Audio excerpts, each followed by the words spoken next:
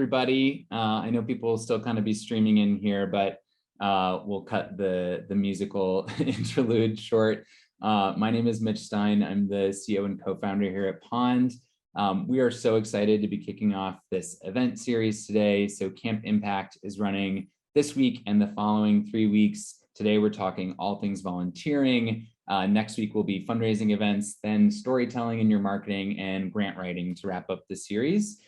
Each of those sessions are 90 minutes long. So we'll have an opening workshop with nonprofit experts just like this one here today, where we're starting out talking about achieving more equity in your volunteering programs with our 3 esteemed panelists. And then after that, we will go through a showcase of nonprofit leaders running volunteer management programs on the ground, how they're tackling their biggest problems, technology and strategies that they've used to do so, and wrap that all up into a super efficient session. So this is just one of the things that Pond does for the nonprofit space. We're really here to help you make those big and small decisions easier. We've got a ton of content, podcasts, webinars, articles you can check out on the site here. If you want to get advice or ask specific questions, we have a Slack group where, and the link was just in the chat there for any nonprofit member and leader to be able to join. And then we have live events like this where you can hear from experts and get questions answered. You can also explore solution options on the platform. If you find something interesting, you can reach out directly through the platform to ask questions, all without needing to give your email to anyone. It's housed and streamlined directly here. And if you have a good idea of what you're looking for, you can also just post a project. It works a lot like Angie's List, where you'll hear from different vendors that offer that kind of software or consulting or training, whatever it is you need.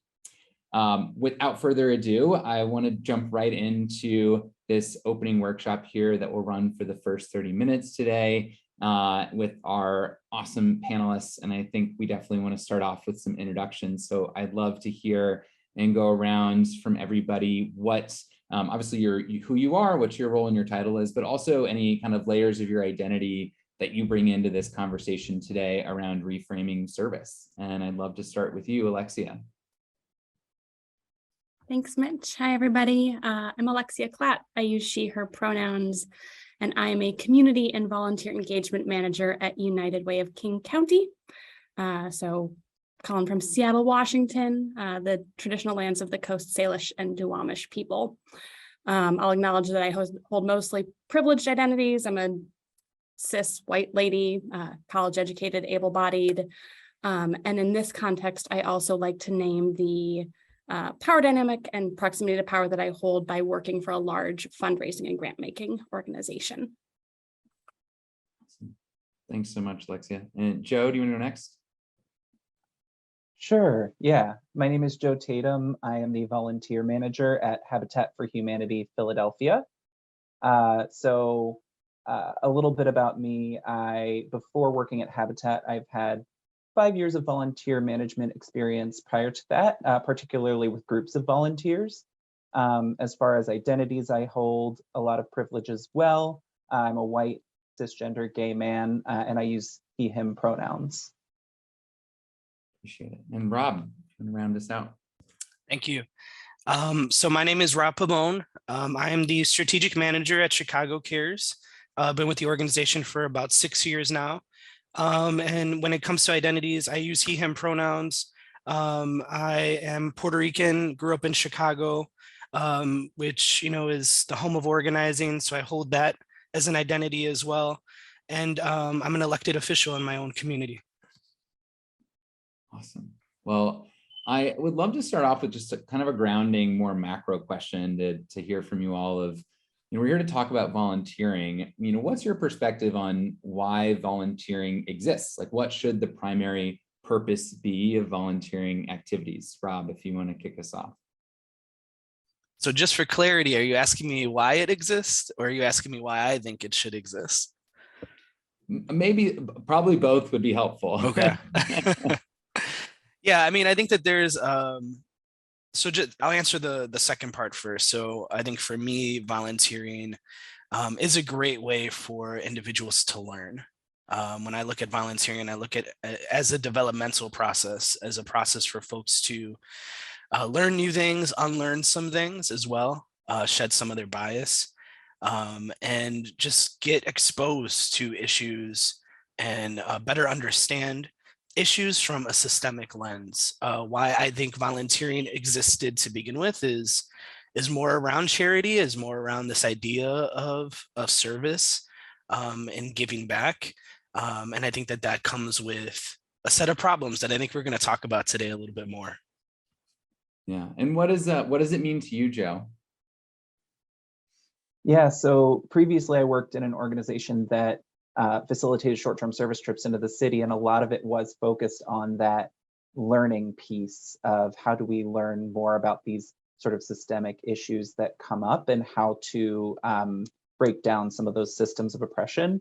I do think at Habitat for Humanity, we do have a need for extra hands and effort. So the sort of classic understanding of volunteering does apply here. And my hope is that it's mutually beneficial, that it's not volunteer centered, but that it's community and organization centered. And that's something that I'll talk about a lot, and I'm sure others will talk about a lot, is who is being centered in this volunteering.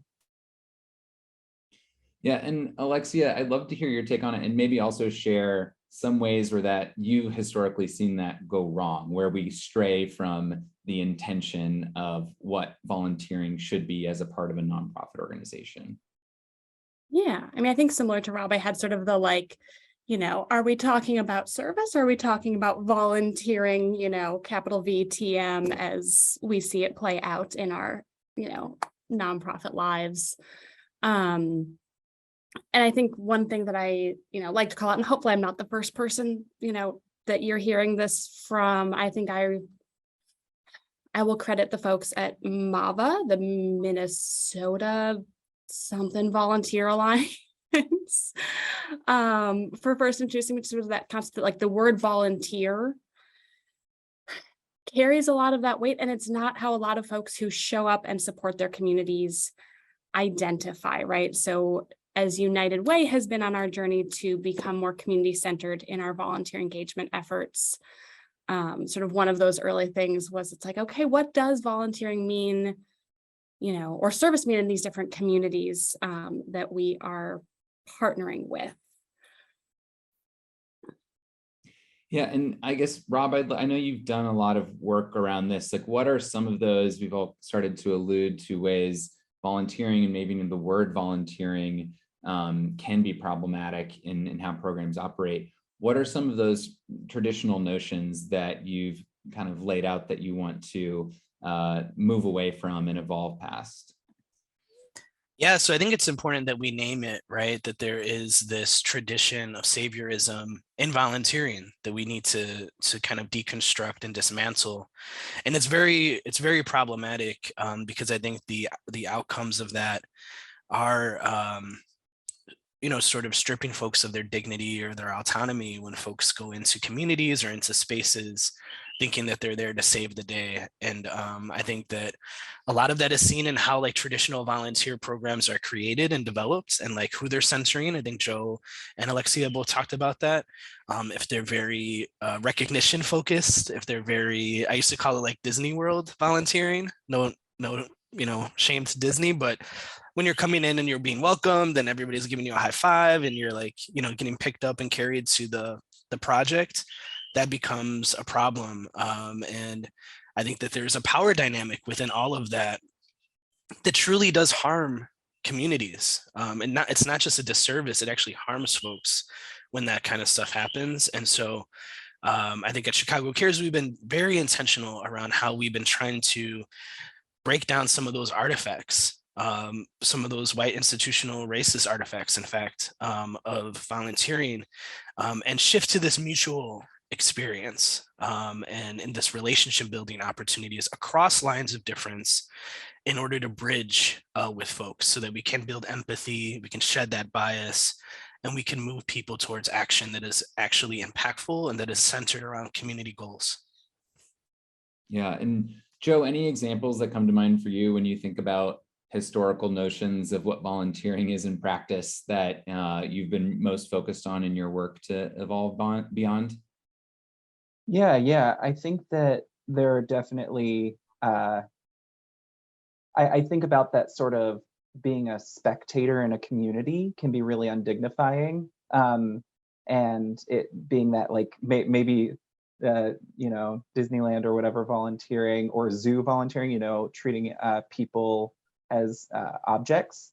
And I think there's also an element of needing to address structural inequities within our volunteering. So I think about Martin Luther King Day of Service, and serving on this day, and that being an excuse for, or seemingly to be an excuse for people not to acknowledge that Martin Luther King Jr. was incredibly anti-racist.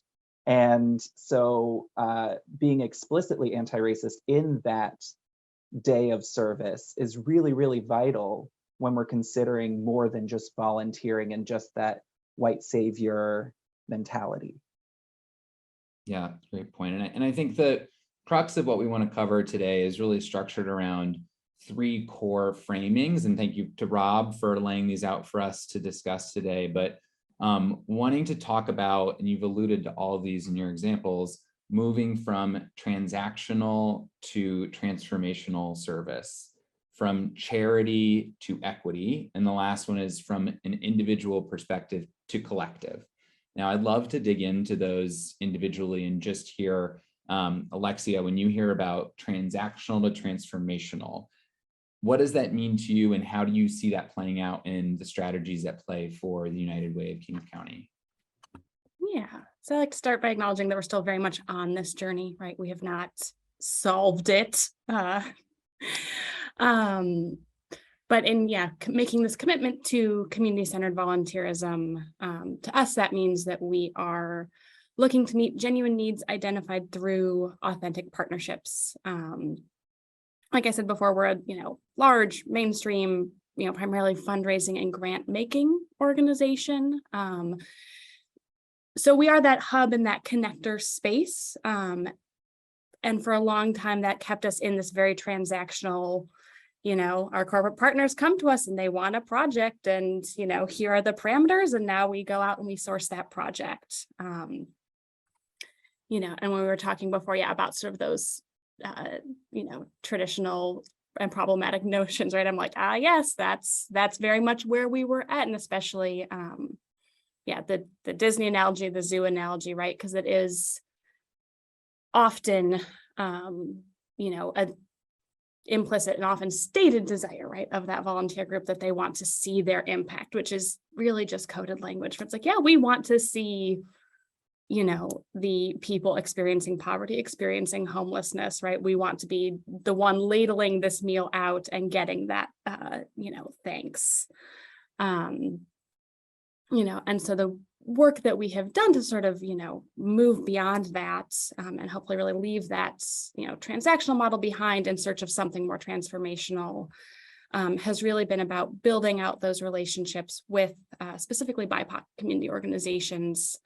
So we've been in a co-design process for the last year and change, to co-design and co-dream what United Way can and should be doing with our power and our resources, right? Because especially having all of that access to, to the corporate community, to donors, those are resources that we can be helping to reallocate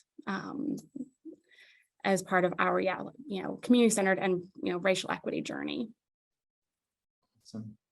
And Rob, what are some of the best ways you've seen in your work organizations effectively move from transactional service opportunities to transformational? Yeah, I think that one of the big shifts is moving away from only focusing on impact to focusing on what is possible. Like, how can we build relationships? How can we build opportunities for long-term investment and commitment to communities and to projects, and really shifting the ways in which volunteers approach the work. And so for us, we went through a really long process where we even shifted how we navigate community, how we build partnerships in community, who we follow when we do work. And so we work with lead agencies all throughout the city of Chicago who have quality of life plans. They have plans that community members have built based on the assets and the goals and the dreams that the communities have for themselves, and attach our people power to that work of change, right? And so I think that when you start getting strategic and you start scaffolding these opportunities on top of each other, you start moving a little bit further away from the transactional, one-off, impact-driven, needs-based project to something more ongoing, something more fruitful, something that actually transforms not only a space or a place or a community, but also the hearts and minds of the folks that are involved. Yeah, I love that. Transformation, I think, is a good to call out that that's not a point in time thing like a transaction. And I think you've all mentioned the journey and all the work that goes into it. Joe, I'd love to hear a little bit about how you've seen that transformation start to take place within your own programming. Yeah, I think that for us, we're looking for those longer term partnerships as well. And that can be really complex when, I know for me, my role is on the development team, and that gets really complicated and complex. And how do we have long-term partnerships that aren't not just transactional, but also savory, top down? How can we make that reciprocal, and how can we invite people to learn and to grow and to recognize their own privilege within that? And those are questions that we're still sort of asking. I know that for us, we're looking to do some of that work of engaging with residents in the community, and how do we connect them with the groups that are coming in, so that there is a mutuality in that. So that's something that we're looking at Habitat, and we're trying to grow in that way. Awesome. Appreciate all those examples. And I know these are big topics. I think it's helpful to break it down into some of those action steps being taken. And one thing you mentioned was around the intersection of volunteering and fundraising. And sometimes that can be pretty fraught in how you prioritize volunteering activity. And I think that plays a lot into that second core framing for today, which is from charity to equity, and moving the activity of volunteering out of charity and probably more fundraising mindset into achieving the outcome of equity. Alexia, how do you see that shift from charity to equity, or ideally playing out within a volunteer program? Yeah, I mean, to me, it has a lot to do with that education piece. And honestly, I would like to just go ahead and pass it to Rob at this point. As someone who I have learned a lot from in that, but the other sort of point I will raise, which I also, again, I'm doing, really trying to credit where, my source is, right? Because we don't do this work alone. And so, we at United Way have been working with the brilliant Brianna Dorelis of Connecting the Cause. And she led a session for our volunteer engagement peer network, which was the group that came out of our co-design last week, about volunteer recognition. And one thing that she said about that really has, stuck with me, right, is that when we are educating our volunteers, it is because we care about them. Right? It's we care enough to try to bring you along on this journey with us, not just leave you sort of in your, maybe feel good charity mindsets, right? But to have some of those harder conversations and to bring folks along on that journey with us. And so I think that education piece is really critical in that shift from that charity mindset to a more equity focused one. Yeah, and Rob, I know you do a lot of this education. What is it that do you view as the most effective way to get folks volunteering or committed to service kind of up that learning curve as you instruct your programs? Yeah, so at Chicago Cares, we scaffold a lot of our learning. So we have entry points along the way for folks. And so some of our programming is really accessible, right? It might be a food pantry where some context is given. You're kind of given a little bit of that background and a little bit, maybe challenged a little bit of your assumptions around the community space you're in or food insecurity in general. But as you continue, we have programs that deepen the engagement, deepen the education around the issues. We have like service learning programs, and then we even have civic action programs. And so we like to help folks. We want to meet people where they're at because we want them to have the opportunity to learn.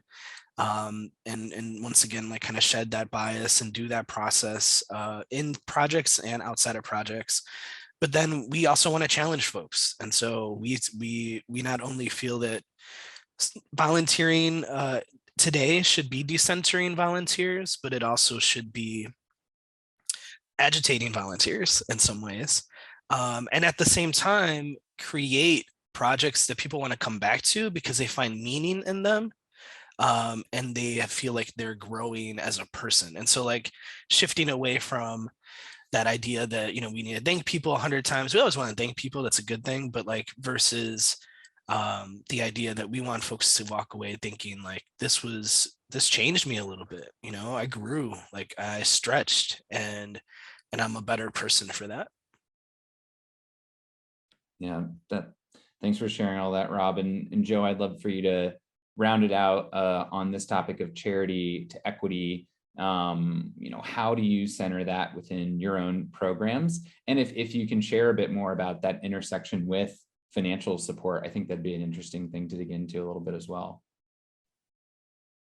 Yeah, absolutely. And as you were talking, Rob, I was thinking about some of the things that we do at Habitat to educate volunteers and how that looks alongside service. So we have everyone do an orientation where we talk about sort of the systems that are involved in our work. And then also we train our build team members to know the community. I mean, we have them, we train them in ways that they're able to speak in ways that are really honoring about the communities that they're serving. And so that's something that we really focus on. And I know that when it comes to groups that come in, every group is oriented in kind of a classic volunteer way, but we really try to note some of the systems that have made it so that our work is necessary.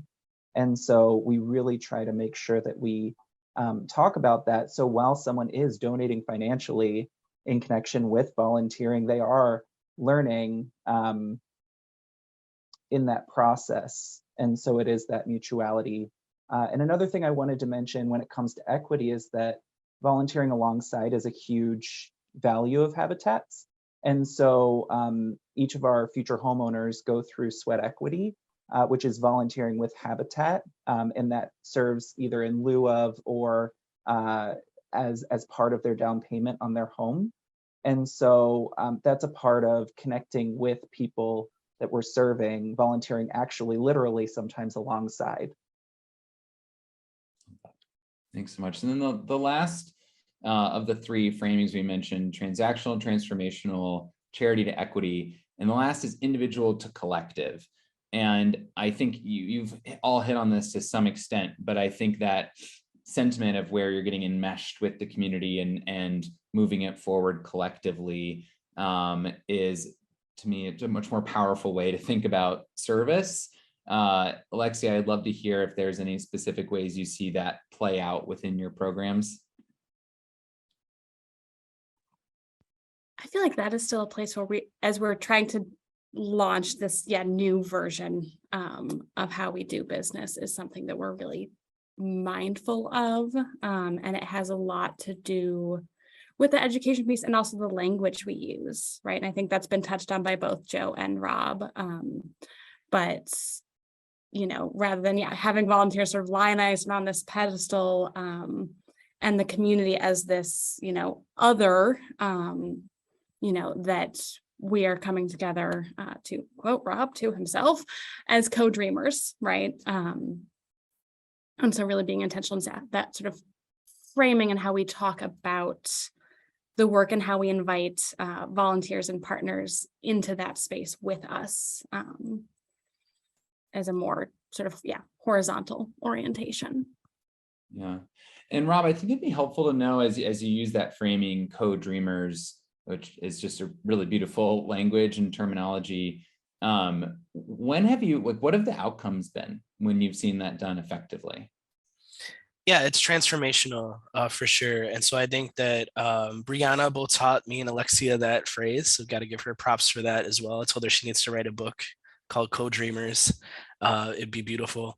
But we at Chicago Cares do co-design with our community partners and corporate partners. And when we build volunteer projects, we're very intentional about that and how we make decisions and how we shift power, not just share power, but making sure that like our community partners and leaders and residents are centered in the co-design, co-dreaming process. And so we've had situations where communities were harmed. Like communities were deeply harmed by a specific corporation. And through a series of co-design conversations on both ends, through repair and healing conversations on both ends, we were able to get to a place where that community partner felt whole. And they had a lot of demands for feeling whole, and rightfully so.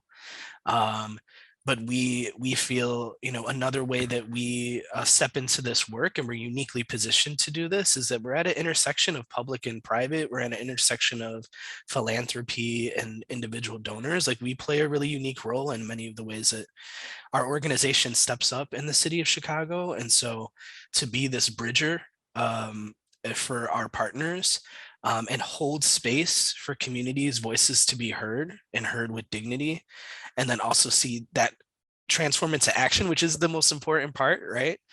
Because if it doesn't transform into action, then it's just for show, is really powerful. And so I can't go into details of like which company, which organization, but it was transformational for them to be able to heal that and start thinking long term, and figuring out how they could do more impactful work in that community together in the future. I think without us in that role as a facilitator, there might not be a relationship there, and it actually might still be a very challenging and difficult thing for both of those institutions to navigate, especially since that company wanted to be in that neighborhood regardless, right? And so we know that to be true sometimes. And so, yeah, I think that like this moving from individual to collective is really important, because everything problematic about volunteering starts with the individual.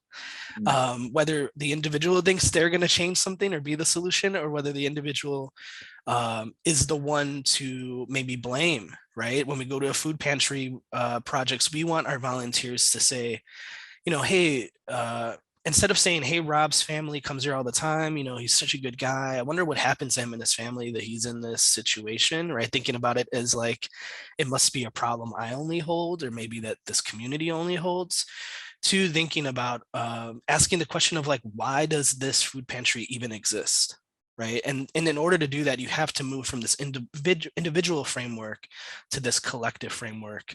And so that's what we hope to do in some of our projects, is really ask those powerful questions to our volunteers and make them critically analyze some of these situations and issues that our city is facing. Yeah, I love that. You referenced earlier agitating volunteers, which I like. Here you're bringing that into like thinking about their role in the community, which is a great outcome. And I think that the one topic we've touched on a number of times that I'd love to finish up here, and we may go 2 or 3 minutes past 12:30 here on the East Coast, but the necessity in the power of service to be explicitly anti-racist.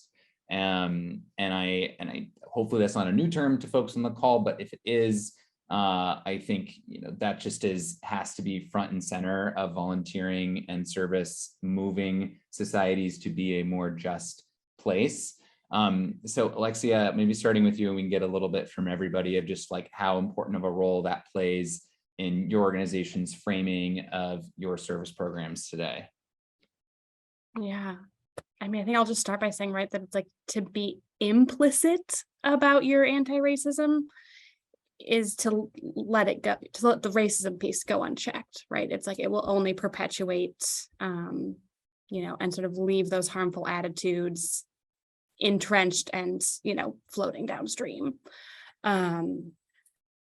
One way that we have been explicit about it, especially sort of as a hub and connector organization, right, is that in this process, we've really been centering and working with BIPOC organizations. So led and, right, not just like serving a majority of BIPOC folks, but led by serving and accountable to BIPOC community. So that we are really, you know, how do I want to say this? Co-dreaming with them, right? And taking those, that expertise, those voices, you know, and trying to sort of build out with them from there, using all of the, you know, the resources and the power that we have at our disposal to bring some shifts to, you know, how volunteerism looks and gets done in our community. Joe, any final thoughts there around how much of a role anti-racism plays within your volunteer programs? Yeah, something that we say here at Habitat Philadelphia is that Habitat for Humanity would not exist as an organization without racist housing policies. And so it's our responsibility as an organization and anyone affiliated with our organization to not only acknowledge that, but then work towards dismantling those housing policies and the effects and impacts they have, the reverberations they have over centuries. And so that's something that we're working towards doing through whether it be community organizing or advocacy or mobilizing volunteers to understand and acknowledge and then fight for housing rights. So that's something that is really important to us. Yeah, and acknowledging the source of the problem that you're tackling as an organization, I think that will help resonate for anyone. And Rob, we'll give you the final word here before we let you all rejoin as attendees for the remainder of today's session. Yeah, I think so. At Chicago Cares, we believe in service, you know, that addresses root and structural causes, and that, you know, encourages volunteers to take action past that. So within our programming, every program has space for reflection. Every program has space for engagement and interaction, but all of our programs also have calls to action at the end, right? Of how you're going to deepen your civic engagement, how you're going to get even further involved in this issue area. So it's a process for us. And I think we've rooted ourselves in, you know, an equity analysis that asks the question every time we make a decision of who does this benefit and who may this harm, right? And so that is a guiding star for us, along with our, you know, anti-racist values as an organization and transformational values. They're embedded in our action plan. They're embedded in like how we project plan. And so it's a really big component of our work. And we have an equity task force at our organization, but the goal of that body is to really embed and infuse those values into every piece of Chicago Cares, and make sure that we're creating and developing champions for that work in every department. And so it's very serious for us, and it's a big part of our work as we continue to learn and grow, because we don't have all the answers as well. But when you're trying to radicalize something as traditional as volunteering, you need those reminders, you need those new artifacts to help you in your journey. So just encourage folks to think about that when they're approaching this work, of how they're doing it in a change management approach as well as a programmatic approach. Awesome. Well, thank you three so much for joining us today. This was a short, quick, impactful session. I know there's a lot of questions that we weren't able to cover, but highly encourage anyone with questions on the topic to join the Pond Slack group that we dropped in the link in the chat earlier. Drop those questions in there and we can discuss there afterwards. But thank you so much to Alexia, Joe, Rob.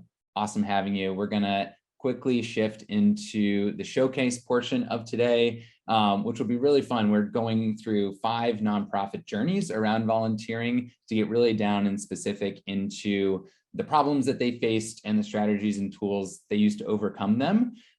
So we'll welcome our first guest here in a second. But just so everyone knows the structure, like I said, it'll be about a little less than 10 minutes per speaker, and we'll give you a minute in between each one to kind of reflect and take notes on anything you want to employ, and also fill out a little feedback form for us to let us know what resonated with you, what was helpful, and that will also help us be able to determine which participant today will get an extra $1,000 grant, courtesy of Auth0, who is sponsoring the broader Camp Impact session today. So be sure and fill those out. And the last thing I'll flag is any of the tools or products that the folks are mentioning today that they are users of. We are also hosting live group demos tomorrow and Thursday. So you'll be able to opt into those where you can go into more depth. If you're curious about volunteer technology and want to learn more, you can join those anonymously right here on Pond. You can also message those vendors directly through Pond to ask clarifying questions, all without anyone getting your emails. This is a great opportunity to be learning at your pace and your control, and all housed securely here within the platform. Without further ado, we now have Melissa Jones with us, who we're really excited about. Please, Melissa, if you don't mind, introducing yourself quickly, kind of your role with your organization, and we'll take it from there. Hi, thanks so much for having me, Mitch. Super excited to be here with you all today. As Mitch said, I'm Melissa Jones. I'm the Director of Development at Habitat for Humanity of Kansas City. We're a very large affiliate that serves 6 counties and supports over 4,500 volunteers here in Kansas City. I've been with the organization for over 4.5 years, have worked in fundraising and nonprofit world for about 12 years. I love everything nonprofit. I feel like people always are like, what is your passion? I'm like, not like my work is my passion, that they go hand in hand. So excited to share a little bit more about Give Effect and our journey on this platform that we have been navigating for the last few years. Amazing. Well, we're glad to have you and hear a bit more about that journey that you've been on and how you tackled some of these challenges that you faced. That might be a helpful place to start. If you can think back a few years, and I know you mentioned just before having lots of different systems and disparate information. Can you just tell us a little bit about the state of play several years ago and some of the negative impacts that had on your ability to deliver on your programs? Sure. Absolutely. So prior to being on Give Effect, we were using 6. Honestly, I was thinking about this morning. It might have been 7 different platforms. Anything from an email marketing, we had a CRM, event management, volunteer management, event ticketing, text message. So as you can imagine, different logins for each one. I'm telling you, not one platform talked to the other. So if you wanted to get data, you were downloading a spreadsheet and trying to lay it over another spreadsheet to figure out what this person was doing. In addition to it, it wasn't all electronic. So we had volunteers showing up to construction sites that never signed up online. They needed to fill out paper waivers. Hopefully that paper waiver then got to the data entry person who was putting it into the system. Probably it didn't happen all the time. So our state of our data integrity was very, very low. It would be very common for someone to come to us and ask how many volunteer hours they had, and we would need to get a pen and paper out and start adding up days and hours. So we did not have a point of truth for everything or anything, honestly. We couldn't do drip campaigns. We couldn't, if I looked at one profile, I had no idea if you were a donor and a volunteer. So to say that we were in a slight mess is probably putting it nicely. Well, thank you for the context. I'm sure at least part of that resonates with a lot of people in the audience today. So when you thought about making a change or doing something differently, how did you go about doing that? What was the process like for you? Sure. So we really sat down with our resource development team and started laying out goals. What are the top things that we need to achieve when we make this migration?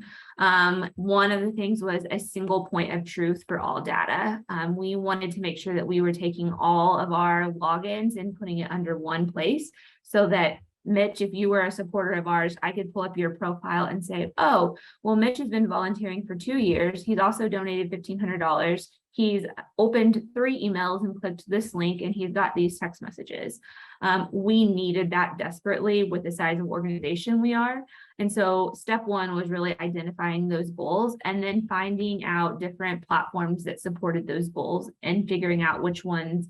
And then we started reaching out to platforms and really just taking tours. Awesome. And so tell us a little bit about GiveEffect, how you've started using it, and both the features you like, but also I think helpful to understand what you did as an organization to make the most out of using that more central platform. Yeah, absolutely. So I'll be honest, from day one, when we first took the first tour of GiveEffect, we knew that this was the platform for us. GiveEffect was built with a lot of features that are very specific to Habitat affiliates. One being they track sweat equity hours. I was listening to the session earlier, and they talked a lot about homeowners doing sweat equity, and that's a huge component to our volunteer program. And so it's already built into the system. So we really started looking at those different features, identifying what we needed and what we didn't need. The thing that we love best about GiveEffect is that it's one point of truth, but it also has the capacity to take on a large amount of volunteers. As I mentioned earlier, we have on average 4,500 volunteers that come through our doors every single year. And that's literally every day of the week. We have volunteers on construction sites and restores in our offices. So we have a lot of moving pieces that we have to always be able to navigate. GiveEffect lets you automate all of that. So it's also allowed us to take a position that we had and really let that position grow into something a little bit different, because we didn't need someone doing all the back end data entry because it's all automated now. When we went to implement, we really laid out a very specific plan. We did it in tiers. So what is step 1 and what are we trying to launch with step 1? What is step 2? We knew that we couldn't just jump in and launch the whole platform for all of our supporters. It was never going to be successful. So we took a tiered approach at implementation. Awesome. No, I think both the planning for assessment and determining what you needed in advance, and then the rollout is really powerful. What's been your biggest achievement as you've streamlined and really optimized your volunteer experience? We are completely 100% paperless when it comes to all of our volunteers. Every single volunteer must sign up online before they come in our front door, they come to a build site, or they come to a restore. We know pretty much every volunteer that's going to come 2 weeks prior to their volunteer date. That allows us to have our construction sites are staffed properly. We have the right materials they need. The work is there when they get there. The same thing goes with our restores. Projects are ready and available for them. The planning that we've been able to do because of this has been truly life-changing for our organization.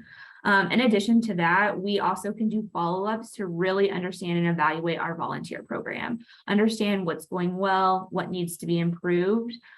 If there's safety concerns, we can do all that very easily through a text message, through a survey, because we have everyone right in one place. So it's allowed us to really elevate our volunteer experience and focus on what needs to be improved. Awesome. And what would be your number one piece of advice that you'd give just in general to folks that are working in volunteer programs? Have a plan, be able to sit down and really identify what your goals are and make sure that whatever platform you choose meets your goals. I see all the time people reaching out to me thinking that GiveEffect or another platform's right for them, but after I ask them what their goals are, they don't really know. And so make sure that you as a team and an organization have identified those goals before you take the leap in. But also after you take the leap in, make sure you have a dedicated person that can really understand the platform and lead you through the migration. It's very time consuming, but when you invest in something like this, your results, everyone will see them. We get compliments all the time about how easy it is for groups to sign up, how it's easy to, they know they get a 3-day reminder, a 5-day reminder, they know where to go. Before, none of that was happening. And so now we have a very, I don't want to say plug and play, but almost plug and play volunteer program that takes all of the coordination off of our corporate groups or individuals, and lets them just really focus on their day-to-day job and then coming to volunteer with us on that specific day. Awesome. Well, thank you so much for all the insight and the tips, and congratulations. And it sounds like it's probably made your workday a lot more enjoyable, Yes. more automated and effective. So we really Yeah. appreciate it, Melissa. Yeah, thank you so much. My name's Warren Goodell. I'm Executive Director at Kelly Center for Hunger Relief. This is my third career after running fundraising programs for colleges, universities, and then a community foundation for a dozen years. Kelly is one of a number of hunger relief organizations in El Paso, Texas. Our community is relatively poor and largely Hispanic. The impacts of COVID have been devastating. Pre-COVID, we had 53% of our population at 200% of poverty or less, which is roughly the dividing line between independence and dependency. That translates into about 450,000 people. Pre-COVID, we were serving 2,500 people per month. When COVID hit, that bounced up to 22,000 food distributions per month. Working with the food bank in town, we've, I think, done a very good job in providing the emergency relief needed to get our population through the worst of COVID. But we have one major hole in the hunger relief network, and that's the homebound and getting food to the homebound. We do not have a Meals on Wheels in El Paso, and we've all been scrambling to figure out how to serve those people who can't get out of their house down to our pantry to pick up food. John Hernandez introduced me to Help Action, which is a software program designed to match up volunteers with specific needs. So in this case, we focused it on how do we get food to the homebound. The way the program works is you build a pool of volunteers. When someone calls in and needs food, we put a note out on the website. It connects up with volunteers who can then sign up to deliver that meal directly. They pick up the meal and take it to the client. It has enabled us to begin to close that hole in our service to the homebound. Hey, Warren, sorry, yeah. there's just a little bit of echo. Is there a second device near you that might be causing some of that feedback? I can do this, but now I can't hear you very well. Is that any better? It's still echoing. I don't know if there's a second audio source, or maybe you have headphones you might be able to put in. If not, you can keep going.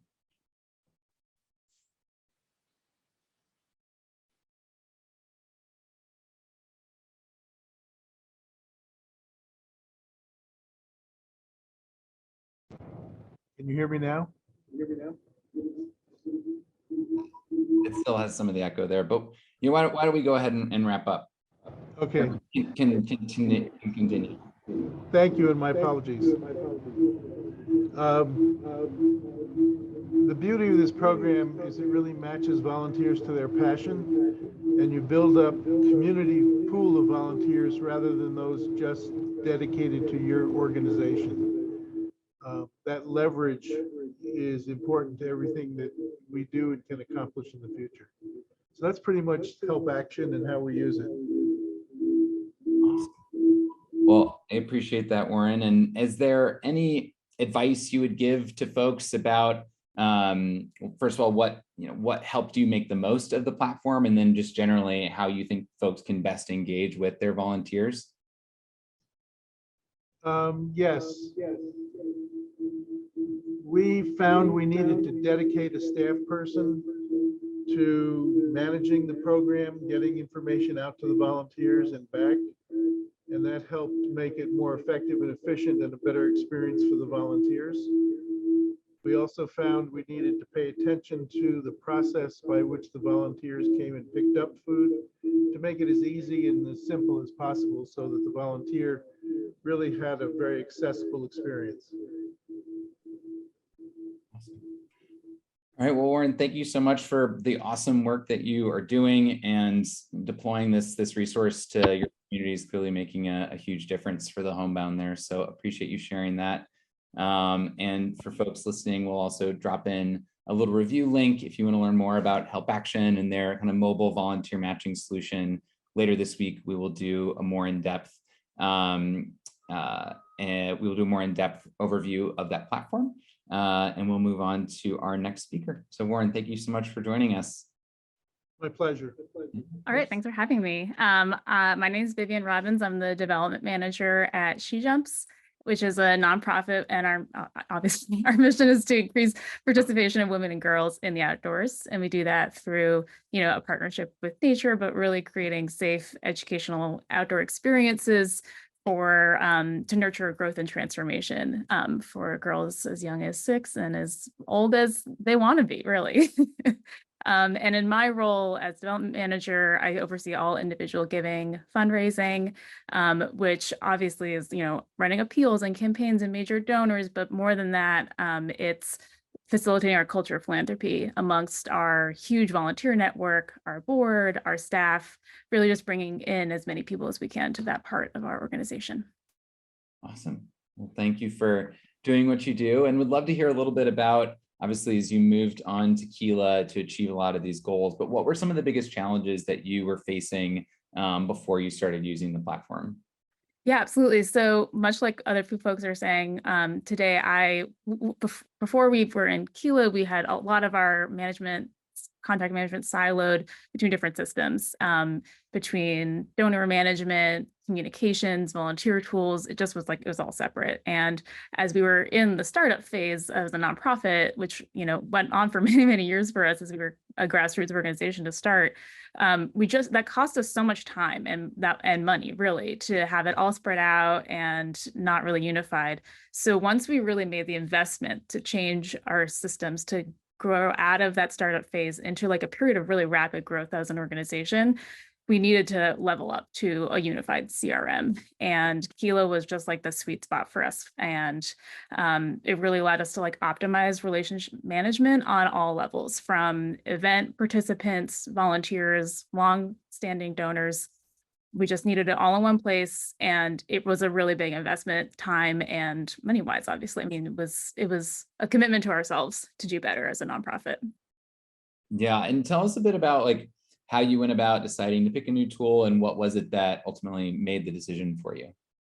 We needed something that was going to be really easy to have a lot of hands in the pot. So while we are we have a really small team, we're about 4 staff for a national nonprofit that is really driven by the over 160 volunteers we have around the country who are developing programs, but also helping us with fundraising efforts. So we needed a CRM that we could have our volunteers sort of kind of in the weeds with us a bit. And Kila lets us have different access to the volunteers, to all different access and privileges throughout the platform that made it kind of a no-brainer for us to make it just was easy for us to have lots of different kinds of people engaging with the platform.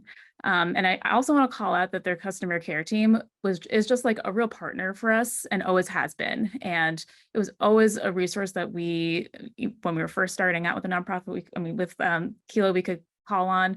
And even now, I never hesitate to reach out with questions, ideas to kind of keep building our assets with them. And what would you say makes your organization successful beyond the great features of the product? But what is it that you all do that you think makes it work so well? Particularly with Kila? Yeah, and with especially with volunteering. Yes. So we have, as I kind of alluded to, we've been in a period of pretty rapid growth, and Kila has really been a partner in that, in terms of the tools that we have access to. With Kila, we've been able to just grow our outreach in a pretty effective way, and that is mostly through our email outreach. For example, we just using Keela tools, we grew our email list to like over 8,000 contacts in the last year alone. So, which was a huge jump for us. And that in turn led to more volunteer connection, but also allowed us to like add a lot of data points to our contacts so we can be like much more strategic in how we are reaching out to our volunteers, our contacts, our donors, et cetera, through all the smart capabilities that we've been able to take advantage of with Keela. Awesome. What would you say has been your biggest achievement as an organization, and particularly around volunteers that are working with you? Yeah, I would say the fact that we've been able to maintain our huge volunteer network that we really believe, as was alluded to in our earlier sessions, as like partners in developing our programming, that we've been able to continue to cultivate that, and understanding that volunteers' relationships with any organization changes over time. We've seen that transition in many of our volunteers from, event participants to volunteers to long-term supporters and donors. And we can track that all in Keela pretty seamlessly and continue that relationship management in a really qualitative way. And with so many people, as I mentioned, who are in the CRM with us, who are working with Keela, like just knowing that I can plop another volunteer in there to like send a thank you note to a long-term supporter and have that whole relationship really digestible and easy for them to use in Keela just makes my job way easier, but also gives power to our volunteers and other people in the organization. So seeing that day to day and just seeing it blossom has really been huge growth for us. Amazing. And what would be your number one piece of advice to other people that are, you've obviously seen real explosive growth in your organization, and just better, more streamlined communication and engagement with volunteers in particular. What would be your number one piece of advice that folks are like, God, I wish I had more of that at our nonprofit? Well, I was gonna say what Melissa kind of said earlier about making a plan ahead of time. So I will, respect for her, but I want to again say that organizations are made of people, right? And so is your platform provider, and really having a strong working relationship with the platform that you're using is like pretty critical. Like the fact that there's like a lot of trust between us and Keela to just be able to shoot new ideas, or if I'm like kind of trying to work through something and try to optimize something that's just been kind of like not working, I feel like I can always call on Keela and get a level of care and commitment to finding a solution that I've like never experienced before. And I think that I probably wouldn't have known that should be a priority for us on the outset, but that's just going to save so much time. And all of your gray hairs to get that support on the outset for something that should be easy for you to manage. So good customer care, super, super important. Awesome. Well, thank you so much, Vivian, for sharing all of that insight. Hey, Heather, thanks so much for joining us. Appreciate you being here. Would love to kick off by just having you introduce yourself and share a little bit about your organization and your role. Sure. Thanks, Mitch. Yeah. Hi, my name is Heather Trent, and I am the program and volunteer manager here at the Austin Diaper Bank. On the program side, I manage our partner agencies. Tasks include onboarding, help with requesting diapers, managing our warehouse software, data collection and analysis. The volunteer side takes up more of my time, which I actually do prefer. Tasks include outreach, coordinating with companies, civic groups, kids organizations, and individuals, of course, to set up volunteer opportunities. I work with groups, both large and small, to facilitate over 2,000 volunteer hours per year. The Austin Diaper Bank actually exists because diapers are not covered by any government assistance programs. And we are dedicated to providing diapers, wipes, and period supplies to Central Texas families who need a clean, reliable supply of diapers for a healthy quality of life. We distribute, drumroll please, 1.8 million diapers every year and help about 35,000 babies and families. Seeing the sigh of relief on the families' faces after they have received diapers for the little ones is truly heartwarming and a big piece of why I do this work. That's amazing. Congratulations on all the good that you all are achieving there. And thank you for all the work you're doing. I'd love to hear a little bit about like kind of the state of play before you started using Point, or some of the biggest challenges that you faced as an organization. Sure. So as many people have mentioned, obviously the world before COVID and post-COVID is very different. And so we had to kind of figure out how to make things work for us. So our biggest challenge was finding a way to allow volunteers to self-schedule. It seems like a small thing, but it's huge. When they can self-select to come in, it changes everything for us. So we needed a system that would work for us. Since I don't personally know how to code, I worked with the University of Texas student team to build out Salesforce for our needs. It worked on the back end of our website. There was a calendar view, and you could see, different opportunities that appeared in blue. Click on them and sign up. Anyone could use this, which worked. But then after COVID hit, we stopped using Salesforce because obviously no volunteers were coming into our warehouse. When it came time to use it again, the terms and conditions had changed. I asked friends familiar with Salesforce to help, and they literally couldn't solve the issue. So while we looked for an alternative, we worked with our CRM called Flipcause, which we no longer use. But it was just temporary for us to be able to have volunteers sign up, but it created more work for me. So at that time, we absolutely knew we needed a better system. So we started looking, and that's when we found Point. Awesome. And can you tell us a little bit about like what your decision was like, why you decided to start using it, and what you did to make it successful once you kind of had it in motion with you all? Sure. So like obviously there are lots of options out there for volunteer management. Our choice was, we went through quite a few. We researched some free, some not free, this and that, and came across Point, and it just snapped and worked so well for our specific needs. One thing that we use on our CRM now is obviously we wanted it to be able to talk to our other programs, and Point actually talks to Kindful, which is amazing. So yeah, that's one of the huge reasons why we wanted to use Point. And achievements with using Point are pretty huge. The biggest one really would be getting back time. In the past, it literally took hours to make sure volunteers had all the information they needed, where to come to volunteer, reminded of their shift, and thanked for attending. Of course, you have to thank everyone for attending, which is great, but it takes a lot of time. Since we host about 40 to 50 individual volunteers per week, that's so much time spent on emails. I can't even tell you, that was my life way long time ago, and I'm glad I'm not there now.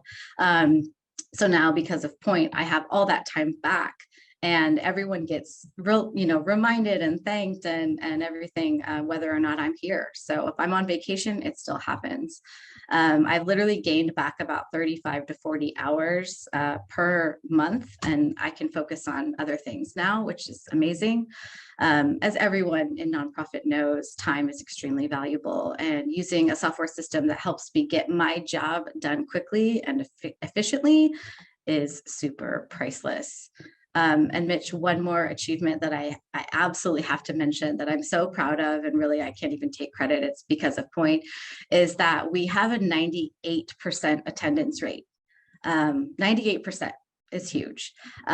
Before it was about 90, but I didn't even have a way to calculate that, because that would have require yet another system to pull in to find out who did and didn't come. But I would guess it was about 90.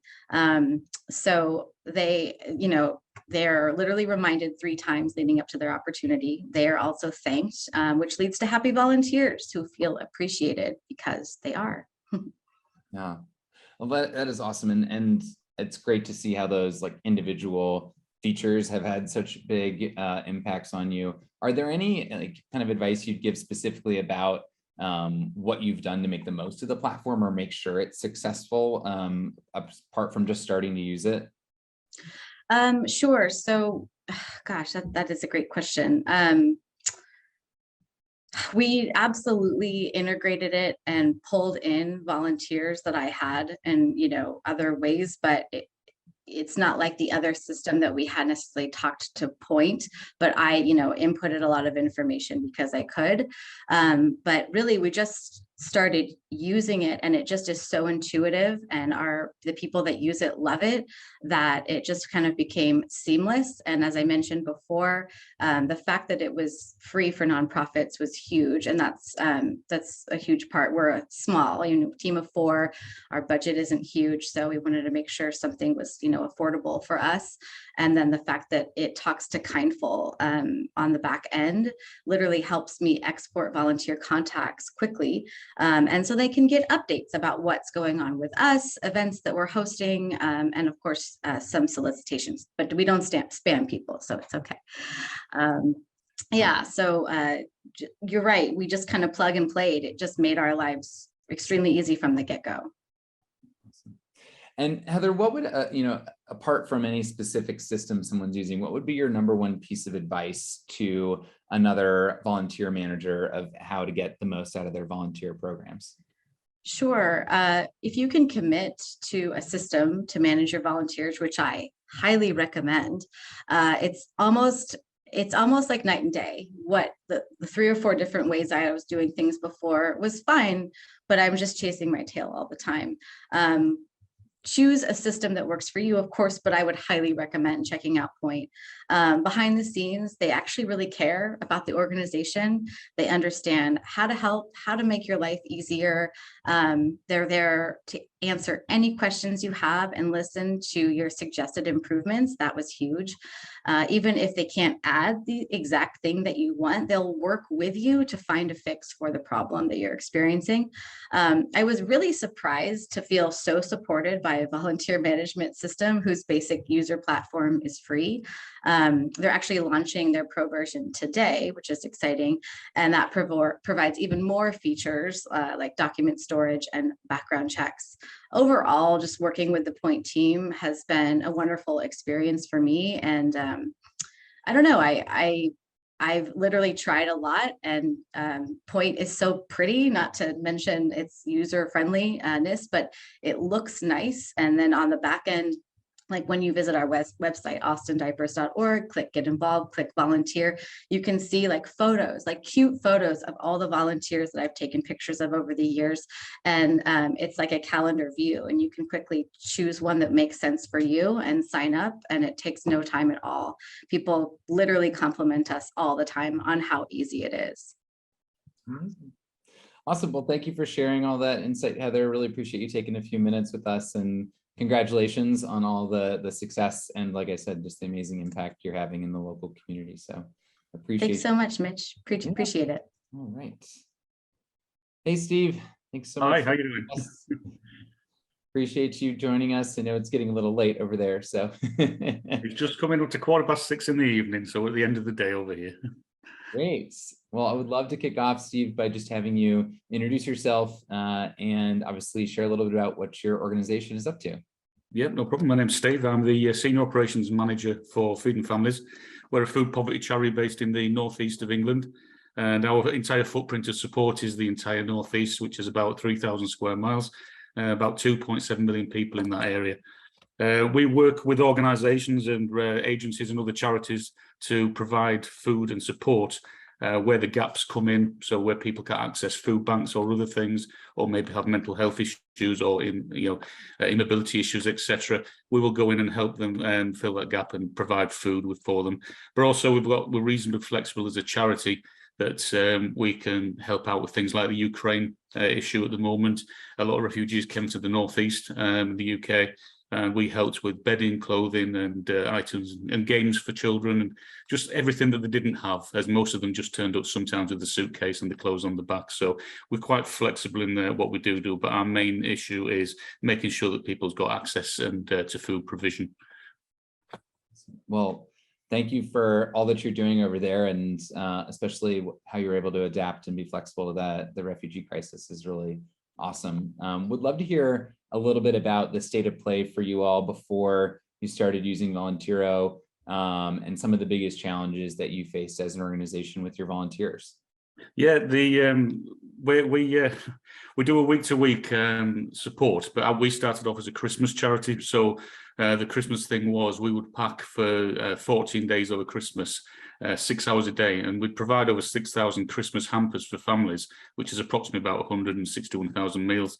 That's sort of expanded over and become the central point to start with, and then as COVID's hit us over here, we've gone over to weekly, and that's gone into about 1,200 plus to 2,000 boxes a month, from just a few hundred when we started. On the back of that, all the volunteering we used to do was based on my favorite app, which is Excel. I love a good Excel spreadsheet. I like putting tabs everywhere and all my special things on it, but it gets to the point where it takes so much time. And even though there's only 5 of us in the charity, there's only our CEO that is full-time. I was part-time on 24 hours, but I'll be doing 50, 60 hours a week, just trying to keep on top of everything coming in. With the app coming in, the benefit for us was that it put the emphasis and responsibility onto the volunteers for their own volunteering. It meant that I can, with the app itself, I could set up missions. So a mission for me would be in one of our packing centres. It'd be to pack 3 times a week. I'd set that up on a calendar within 10 minutes, and then it goes out to the volunteers who can then select their own sessions and leave and join as they wish to do so. And all it means is then that I just have to oversee the volunteering as opposed to be emailing everyone, which is quite inefficient. And sometimes as well with emails, when you're looking at bulk emails, you're sometimes not getting through servers, or they're not getting there, or they've been bounced back. So for example, at Christmas, we'll be going out to about 600 to 800 volunteers who will be coming over the 14 days. So for me, I'll be doing a 20, 30 minute setup of the entire 14-day operation, have it set up and then make it live and set it away. Whereas previously, I'd probably be working for 5 weeks, emailing every individual volunteer, and then people want to change a session and setting sessions up all on an Excel spreadsheet. It just makes everything so inefficient that this has just took all that away. Awesome. And do you remember when you were making the decision or starting to use it, what some of the driving factors were, or how you picked that over other options? We looked at various ones. We ended up with some sort of video calls as well, and went online, and we looked at Volunteero to see what they could offer, and what we liked about them themselves and the app itself is they were very similar to us in the way they worked. We're quite a small team. There are only 5 of us in our charity. They're quite small, and they seem quite a family-orientated business. But what they were offering was a product to get into, but a constantly evolving product. And for us to go in with those, we saw the benefits straight away. I was quite keen to get on from getting the thing up and running, but it was just a case of getting it in there, getting the volunteers on board and working with it, and it did make an impact immediately for us, and especially for me, for the work side of things. It's reduced me about 40, 50 hours a month, which I will be doing as volunteer work of the management side of it. I'm now doing probably in about 2 hours. Awesome. And was there anything that you would recommend to others to make it successful once you got started with the platform? Any practices or strategy that you had as an organization? Well, what we wanted to do is find something that was usable for our volunteers. Our volunteers can age from teenagers and school leavers before they go to university, is something to look before they go in, to people who've retired, who may be elderly, or I think my oldest volunteer is probably in the late 70s at the moment. And it's something that everyone was able to use and easily adapt to. And on the back of it, the things they've got in it, so you can actually, like I say, you pick your sessions or what you do, but you're able to report back your volunteer hours through the app. If you're struggling with something, there's a button at the top of the mission which says call, which essentially comes to my mobile phone. So there's no looking for information. It's all there on the app for them. And it's very simply laid out, which is what I liked about the platform in the first place.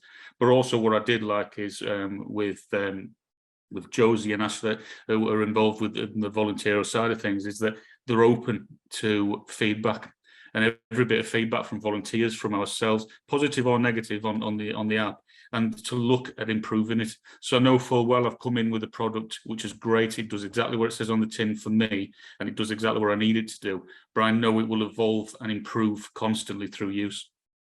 Awesome. And what is your biggest achievement been on your volunteering program for the organization? For the organisation, it's allowed us to empower our volunteers to take charge of their volunteering, but also it's worked on our side, as you know, for helping us to manage the volunteers. For example, we have a mission for people to drive our vans and help deliver boxes out or collect food. And to do that, we need a copy of their driving licenses. So I can go into the volunteer and see that they've uploaded the driving license and it's all stored within there. So it's little things that help with certain things, and then different ways help with different things. So on the management side of things, fantastic. It does everything it needs to do. But on the volunteer side of things, it helps them to engage with us better. So we're finding engagement, we're probably 4 months into it now, and the engagement's working great for us for the individual volunteer, but we're doing corporate volunteering for companies as well, for teams up to 10 or 15, and we're bringing them in on separate missions and sessions through the app, and it's enabled us to go through those, because some of the people who come in corporate volunteering wish to also come in by themselves as their own volunteer. So it's helping engagement between and communication between us both. Awesome. Well, and the time savings, and it just sounds, for a small team, obviously, Absolutely, yes. use of that time. And what would some of your top advice, just general advice for people that are managing volunteers? What do you find to be most successful within your program that you'd want to pass on to others? The app itself is great, but the people behind it are just as good, if not better. I've got Ask Shoes available whenever. If ever I've got a question and I'm putting something on and thinking I've just forgotten how to do that, I can click a button on the screen, and within 5-10 minutes I can have a response immediately.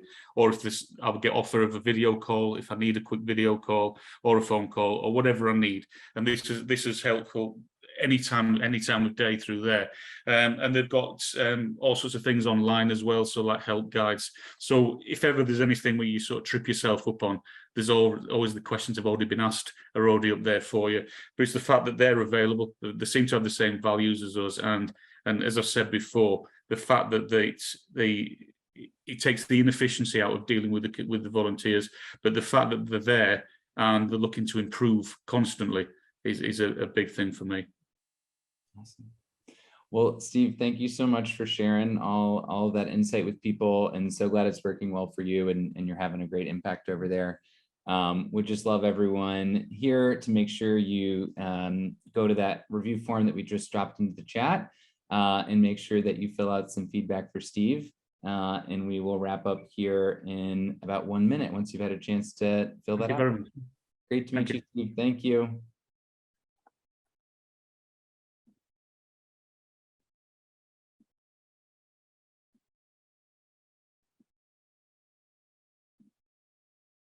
Away again, yeah. I'm sitting on the dock of the bay, watching the tide roll away. Ooh, sitting on the dock of the bay, wasting time. I left my home in Georgia, headed for the Frisco Bay. I've had nothing to live for, and look like nothing's gonna come my way. So I'm just gonna sit on the dock of the bay, watching the tide roll away. I'm sitting on the dock of the bay, wasting time.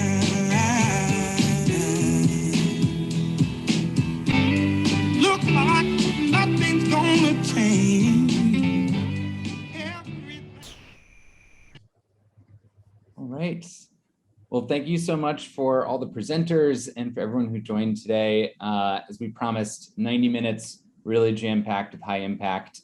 We will be having live demos of all the products discussed today over the next 2 days. So be sure and check out that full schedule on the CampaignPath page on Pond. And check those out. They're free. You can join anonymously, ask questions, and do those with your peers. So be sure, anyone who's looking or interested in volunteer tech, it's a really great opportunity to see all these things in action.